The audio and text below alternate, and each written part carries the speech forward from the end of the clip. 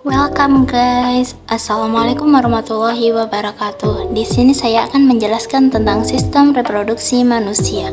Oh iya, nama saya adalah Najwa Sudistiani Putri Meisa dengan NIM 14245563, kelas BKM 24. Selamat menyaksikan. Yang pertama ada sistem reproduksi wanita bagian luar, yaitu ada mons pubis. Mons pubis merupakan bagian atas dari vulva yang terdiri dari jaringan lemak yang ditutupi oleh rambut kemaluan, yang berfungsi melindungi tulang pubis dan organ reproduksi bagian dalam dari benturan.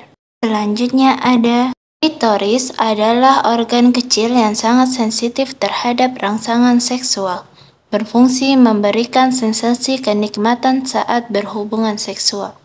Lalu, urethral opening ialah lubang kecil yang merupakan saluran keluarnya urin, terletak di bawah klitoris dan di atas vagina. Kemudian ada vagina.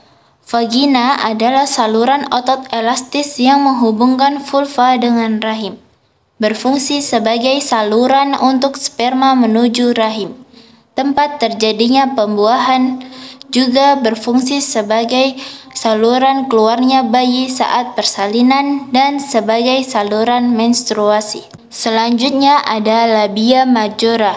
Labia majora merupakan dua lipatan kulit yang tebal dan berpigmen yang melindungi organ reproduksi bagian dalam, serupa dengan bibir besar yang mengandung kelenjar keringat dan minyak.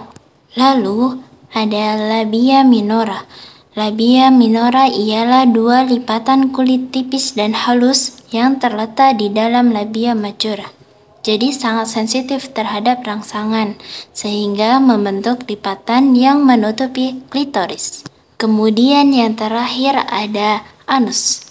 Anus bukanlah bagian dari sistem reproduksi, tetapi terletak di dekat vulva yang berfungsi sebagai saluran keluarnya tinja.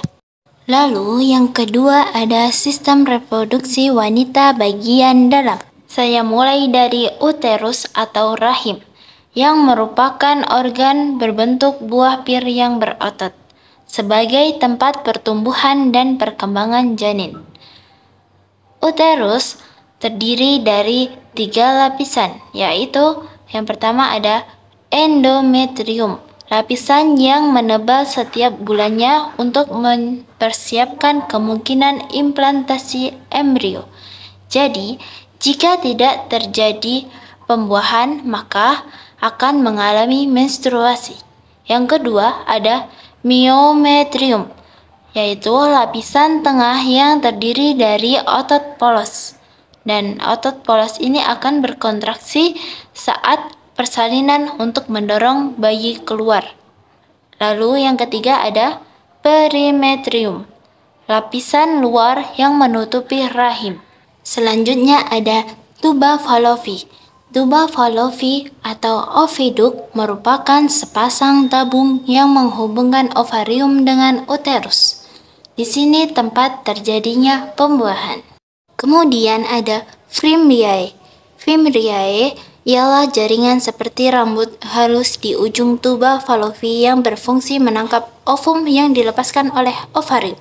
Setelah fimbriae ada ovarium atau hidung telur. Ialah organ berbentuk almond yang berpasangan, yang menghasilkan sel telur atau ovum dan hormon reproduksi estrogen dan progesteron. Lalu ovarium ligamet. Ligamet yang menghubungkan ovarium dengan rahim. Lalu ada serviks atau leher rahim, yaitu bagian bawah rahim yang menonjol ke dalam vagina. Selanjutnya ada cervical canal, yaitu saluran yang menghubungkan vagina dengan rongga rahim. Dan yang terakhir ada vagina. Vagina merupakan saluran otot elastis yang menghubungkan vulva dengan serviks, sebagai tempat masuknya sperma dan tempat keluarnya bayi saat persalinan serta darah menstruasi. Lalu yang ketiga ada sistem reproduksi pria bagian luar. Yang pertama ada kandung kemih. Kandung kemih merupakan bagian dari sistem urin yang menghubungkan dengan uretra. Selanjutnya, ada kelenjar yang berwarna kuning, disebut kelenjar prostat.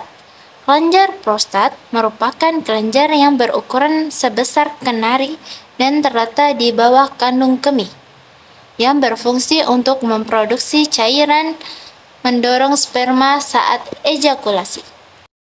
Kemudian, saluran yang membawa urin dari kandung kemih ke luar tubuh disebut dengan uretra. Uretra juga berfungsi untuk mengeluarkan air mani saat ejakulasi. Lalu ada vas deferens, adalah tabung panjang berotot yang membawa sperma dari epididymis ke kelenjar prostat dan uretra. Lalu ada organ berbentuk oval yang berwarna ungu muda yang terletak di dalam skrotum yang berwarna ungu tua, dinamakan testis, yang berfungsi untuk memproduksi sperma dan hormon testosteron. Nah, pada skrotum merupakan kantong kulit yang menggantung di bawah pangkal penis, yang berfungsi untuk melindungi testis dan mengatur suhu di dalamnya. Selanjutnya, bagian ujung penis yang berbentuk mengerucut dan memiliki lubang saluran uretra dinamakan kepala penis.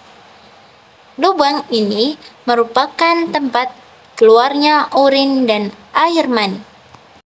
Dan yang terakhir ada ostium uretra externum, atau biasa yang disebut dengan lubang penis, adalah bagian terluar dari penis dan saluran kemih.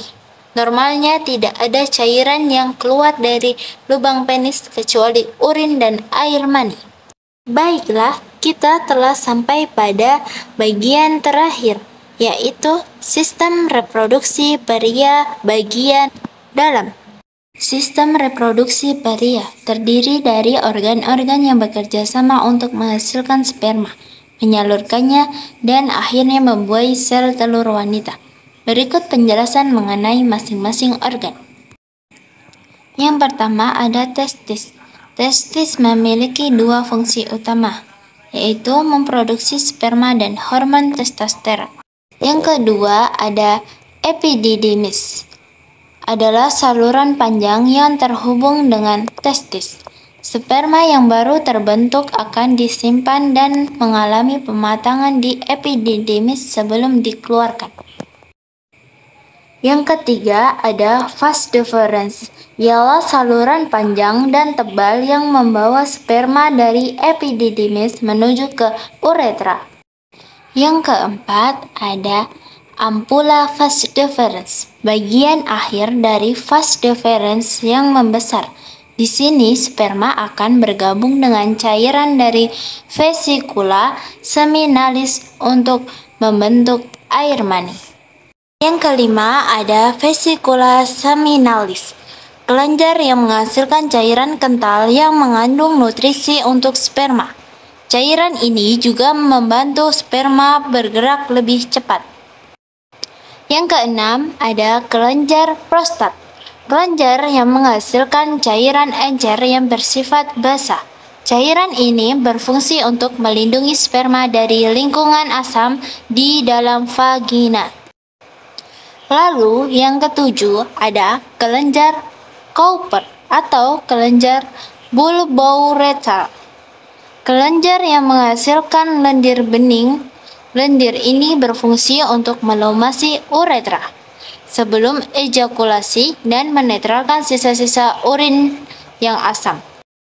Kemudian yang kedelapan ada uretra, saluran yang berfungsi sebagai jalan keluar urin dan sperma. Dan yang terakhir ada jaringan erektil, jaringan spons yang terdapat di dalam penis. Saat ereksi, jaringan ini akan terisi darah sehingga penis menjadi keras dan tegak. Sebenarnya, organ-organ seperti ureter, kadung kemih, dan glans penis bukanlah bagian dari sistem reproduksi pria secara langsung, melainkan bagian dari sistem urinaria. Tapi, nggak ada salahnya kan kalau kita pelajari? Kita mulai dari ureter. Ureter merupakan saluran yang membawa urin dari ginjal ke kadung kemih. Kadung kemih inilah yang berfungsi untuk menampung urin sementara sebelum dikeluarkan. Lalu, glans penis merupakan ujung penis yang sensitif. Baiklah, kesimpulan yang dapat diambil dari sistem reproduksi manusia ini ada dua. Yang pertama, ada sistem reproduksi wanita bagian luar dan dalam yang dapat menghasilkan sel telur. Dan yang kedua, ada sistem reproduksi pria bagian luar dan dalam yang dapat menghasilkan sperma. Cukup sekian dari saya. Bila ada salah kata dalam pengucapan, saya mohon maaf. Bila ada lebihnya, itu datangnya dari Allah. Semoga ilmu ini dapat bermanfaat bagi yang mendengar ataupun yang melihat. Billahi wa taufiq wal hidayah. Wassalamualaikum warahmatullahi wabarakatuh.